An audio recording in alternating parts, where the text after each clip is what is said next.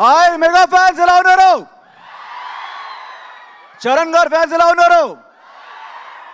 Well, నన్ను పిలిచినందుకు చాలా చాలా హ్యాపీగా ఉంది. ఎందుకంటే ఇదేదో సెలబ్రేషన్లా లేదు, బర్త్డే సెలబ్రేషన్లా లేదు, పండగలా ఉంది. మీకు అలా అనిపిస్తుందా?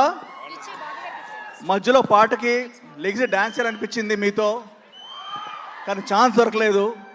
బట్ నేను ఇక్కడ స్వామినాయుడు గారికి, శివాకి, అందరికీ చాలా థ్యాంక్స్ చెప్పాలనుకుంటున్నాను. ఇలాంటి బర్త్డే పార్టీ నేను ఎప్పుడు చూడలేదు. ఇలాంటి బర్త్డే పార్టీకి ఇన్వైట్ చేసినందుకు చాలా చాలా చాలా థ్యాంక్స్ చెప్తున్నాను.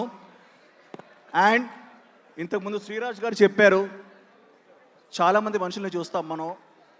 కొంతమంది మనుషులు వాళ్ళు బాగుంటాయి చాలా అనుకుంటారు. కొంతమంది మనుషులు వాళ్ళ ఫ్యామిలీస్ బాగుంటే చాలా అనుకుంటారు. కానీ ఈరోజు నేను చాలా గర్వంగా చెప్తున్నాను, రామ్ చరణ్ గారు అందరూ బాగుండాలి, అందులో ఆయన ఉండాలి అనుకునే పర్సన్.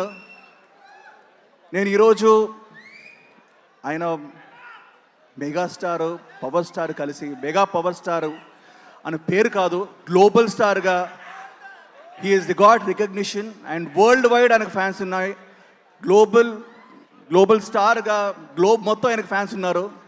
ఆయన సినిమాల గురించి చెప్పుకుంటూ పోతే చాలా ఉంది, బట్ ఆయన మంచితనం గురించి చెప్పాలి. అండ్ అదే మంచి మనసుతో ఆయనకు ప్రొడక్షన్ హౌస్ స్టార్ట్ చేశారు. యంగ్ యాక్టర్స్ని ఎంకరేజ్ చేయాలి, యంగ్ హీరోస్ని ఎంకరేజ్ చేయాలని చెప్పేసి డిసైడ్ అయ్యి ఈరోజు నాకు తెలుసు మైత్రి నవీన్ గారు, రవి గారు, దిల్ రాజు గారు వచ్చారు.